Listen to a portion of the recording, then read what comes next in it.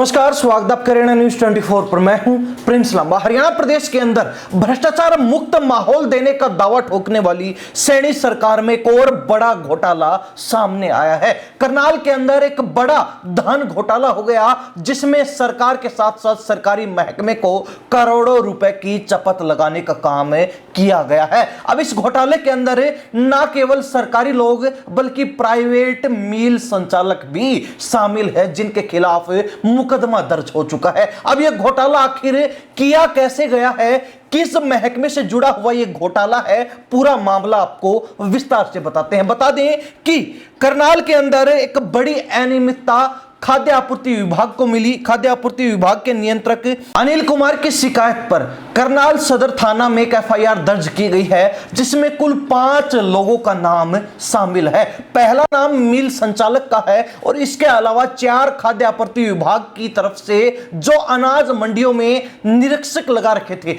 जो इंस्पेक्टर थे, उनके ऊपर भी मुकदमा दर्ज किया गया है। यानी कि 4 इंस्पेक्टर भी इस मामले में फंस गए हैं, वो भी इस मामले में लपेटे जा चुके हैं। अब यह मामला क्या है और इस घोटाले की शुरुआत कहां से होती है, ये आपको बताते हैं। बता दें कि करनाल में प्रशासन की जांच में खुलासा हुआ कि सलारू रोड स्थित मैसर्स बटान फूड्स राइस मिल को मिलिंग के लिए दिए गए धान के 33,759 बैग यानी कि लगभग 12,659 क्विंटल धान कम पाया गया है। हालांकि शुरुआत में ये आंकड़ों के अंदर जो उन इंस्पेक्टर के द्वारा जो डाटा इकट्ठा करके और जो बोगस डाटा बनाया गया था, यानी कि इन धान के कम होने के आंकड़ों को खत्म करके और जो गलत आंकड़े इस घोटाले को दबाने के लिए बनाए गए थे, उनमें यह कहा गया था कि इनको किसी दूसरी जगह पर स्टोर किया गया है,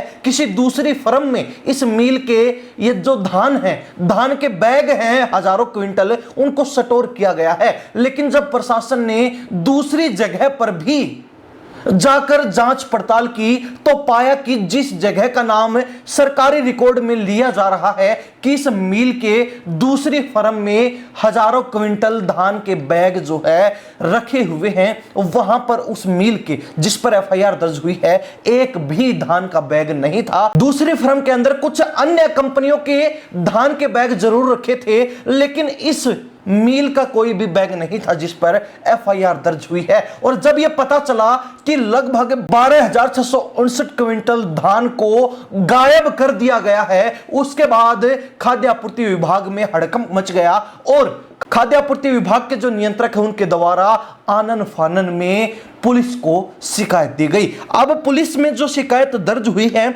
उसमें आपको बता दें कि किन किन के नाम हैं। इसमें सबसे पहले मैसर्स बटान फूड्स सलारू करनाल के संचालक सतीश कुमार और इसके अलावा अनाज मंडी घरोंडा के निरीक्षक इंस्पेक्टर यशवीर सिंह, जुंडला मंडी के निरीक्षक संदीप शर्मा, करनाल मंडी के निरीक्षक समीर वशिष्ठ और निसिंग मंडी के निरीक्षक लोकेश शामिल हैं। ये सभी अधिकारी और मिलर उस टीम का हिस्सा थे जिन पर खरीफ सीजन 2025-26 के दौरान धान आवंटन, ट्रांसपोर्टेशन और भंडारण की निगरानी की जिम्मेदारी थी। जांच में पाया गया कि धान का रिकॉर्ड और वास्तविक स्टॉक में भारी अंतर है और कुछ रिकॉर्ड फर्जी तरीके से तैयार किया गया है। उपायुक्त उत्तम सिंह ने जानकारी दी है कि खरीफ सीजन 2025-26 में मिलिंग के लिए राइस मिलों को आवंटित धान की उच्च अधिकारियों द्वारा भौतिक जांच करवाई गई है, यानी कि फिजिकल इन्वेस्टिगेशन की गई। इस दौरान भारी अनियमितताएं देखने को मिली। एसडीएम करनाल की अध्यक्षता में गठित टीम ने 25 अक्टूबर 2025 को बटान फूड्स सलारू की जांच की। रिकॉर्ड के अनुसार 25 अक्टूबर तक इस राइस मिल को 67,013 बैग पीआर धान यानी कि लगभग 25,129 क्विंटल धान अलॉट किए गए थे। जांच के समय मिल परिसर में 33,254 बैग और भाटिया ओपन पलेटी जुंडला में 30,853 बैग धान की गिनती हुई। हालांकि विभागीय रिकॉर्ड के अंदर भाटिया पलेटी पर धान रखने की अनुमति नहीं थी, लेकिन बावजूद इसके रिकॉर्ड में दिखाया गया कि वहां पर भी 30,000 से ज्यादा धान के बैग रखे हुए हैं। जांच के दौरान 2,906 बैग यानी कि लगभग 1,032 क्विंटल धान कम पाया गया। इसके बाद जब दोनों स्थानों के स्टॉक और दस्तावेजों का मिलान किया गया तो पता चला कि भाटिया पलेटी पर रखा गया स्टॉक बटान फूड्स का है ही नहीं, यानी कि जिस मिल में यह धान का स्टॉक रखा जाना था और वो मिल ये बात कह रही थी कि दूसरी फर्म के पास उनका धान रखा है, वास्तविकता में जब रिकॉर्ड चेक हुआ तो उस मिल का धान दूसरी फर्म के पास था ही नहीं, बल्कि दूसरी फर्म के पास किन्हीं अन्य फर्मों का धान रखा हुआ था, यह रिकॉर्ड कहता है। इस प्रकार कुल 33,759 बैग यानी कि 12,659 क्विंटल धान का कोई हिसाब ही नहीं मिला।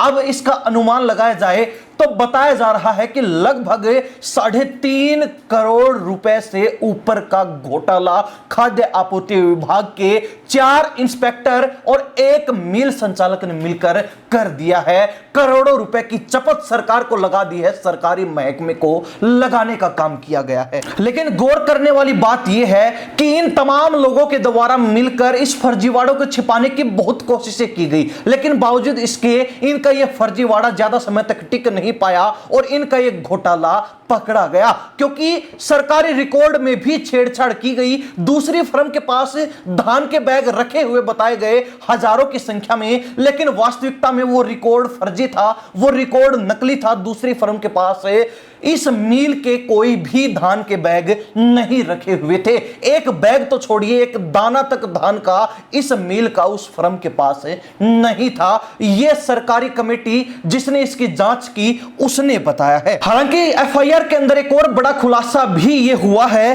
कि जो सतीश कुमार जो मिल के संचालक हैं, उन्होंने विभाग को गुमराह करने के लिए 10 अक्टूबर 2025 को एक फर्जी शपथ पत्र दिया था। इसमें दर्शाया गया था कि भाटिया पलेटी जुंडला को 11 अक्टूबर से 10 नवंबर 2025 तक धान के भंडारण के लिए किराए पर लिया गया है और इस पर अजय भाटिया के हस्ताक्षर दिखाए गए। लेकिन मार्केट कमेटी जुंडला के पत्र क्रमांक 1028 दिनांक 27 अक्टूबर 2025 में यह स्पष्ट किया गया कि भाटिया पलेटी जुंडला पर बटान फूड्स का यानी कि उस मिल का कोई भी किराया अनुबंध नहीं हुआ था और वह धान का भंडारण कभी हुआ ही नहीं है। यानी कि महकमे को इस घोटाले को दबाने के लिए गुमराह किया गया फर्जी शपथ पत्र देकर मिल संचालक के द्वारा। खास बात यह भी है कि जो सरकारी कमेटी इस मामले की जांच पड़ताल करने के लिए पहुंची थी, उस टीम के साथ भी मिल संचालक सतीश कुमार खुद मौके पर मौजूद था। उसने जांच टीम के समक्ष झूठे दस्तावेज और गलत तथ्य पेश किए। अपने हस्ताक्षर सहित उसने रिपोर्ट में गलत जानकारी दी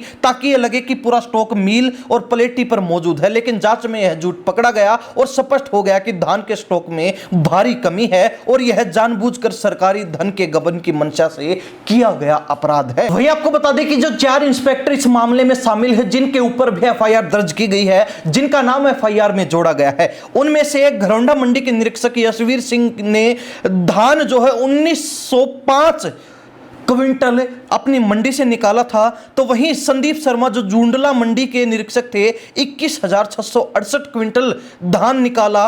करनाल मंडी के निरीक्षक समीर वशिष्ठ ने 3,621 क्विंटल और निसिंग मंडी के निरीक्षक लोकेश ने 1,229 क्विंटल धान निकाला था, जिनमें करीब 3-3.5 करोड़ रुपए का गड़बड़ झाला है। यानी कि 12,000 क्विंटल से ज्यादा धान गायब है। सरकारी रिकॉर्ड में उसको फर्जी तरीके से दर्शाने की कोशिश की गई, लेकिन ये झूठ, ये चोरी पकड़ी गई और अब मिल संचालक सहित 4 इंस्पेक्टर इस मामले में फंस चुके हैं। खास बात यह है कि उपायुक्त करनाल के सामने ये रिपोर्ट पेश करने के बाद उपायुक्त की तरफ से स्पष्ट निर्देश दिए गए हैं कि इस मामले की गंभीरता से जांच की जाए और जो भी दोषी उसके ऊपर सख्त कार्रवाई की जाए। अब एफआईआर जो है 5 लोगों के खिलाफ, एक मिल संचालक और 4 इंस्पेक्टर जो निरीक्षक थे मंडियों के, जिनकी या तो मिली भगती या फिर जिनकी लापरवाही के चलते यह बड़ा घोटाला हुआ है और करोड़ों रुपए का सरकारी धन गायब करने की कोशिश की गई। सरकारी महकमे को, सरकार को करोड़ों रुपए की चपत लगाने का